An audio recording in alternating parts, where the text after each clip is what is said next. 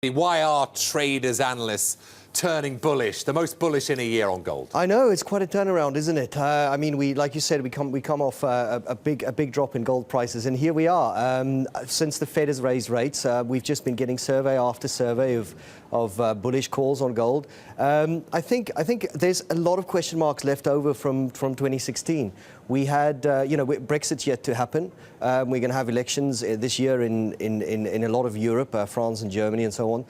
We're also going to, we're waiting for Donald Trump to be inaugurated, and people don't know what that means. And it's not necessarily that Trump will be negative, for the economy in some sort of way. It's just people don't know, does he want a weaker dollar? Does he want, would that be positive for growth in the US? His budget, his pick for his budget advisor, for instance, is a known gold bull. So people just don't know, and it's that uncertainty that's good for gold prices. This chart highlights gold's run last year, Eddie. I mean, it rallied 29% by July, only to give back 16% by December. Once upon a time, gold was a hedge against inflation. Right. In this reflation trade talk, is that part of gold's possible allure as an inflation hedge once again? Look, gold's a great inflation hedge, but the real play is real rates. It's yields, and inflation taken together. And if the Fed is willing to allow the economy to run a little bit hot, then that's still great for gold prices. If we see inflation rising, but we don't see a subsequent rise in interest rates, then that's great for gold prices. So that is definitely something that can support prices next year. So is that correlation what you'll be most watching to see where the direction of prices will go? Or will you also be keeping your eye on things like physical sales?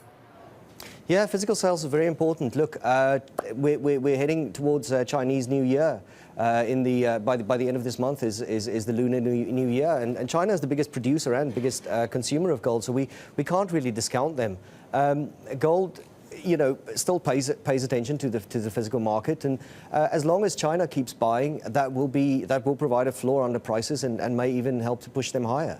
And what is your anticipation for China buying? We're hearing more and more scare stories out of the nation.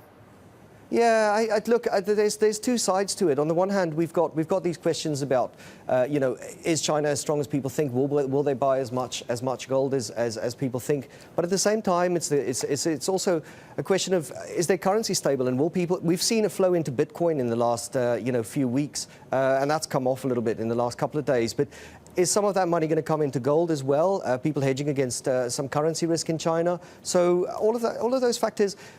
They just provide the ammunition for the bulls, and it's hard to keep a gold bull down, right? And the bold bull call for gold this year is it what, 10-13% up? The analysts we've surveyed. Yeah, sort of. I mean, the ultra bulls are saying 1600. Right. Among the mainstream of analysts, but 1350 would be I think a good year-end price for gold. Eddie, great to see you. Eddie van der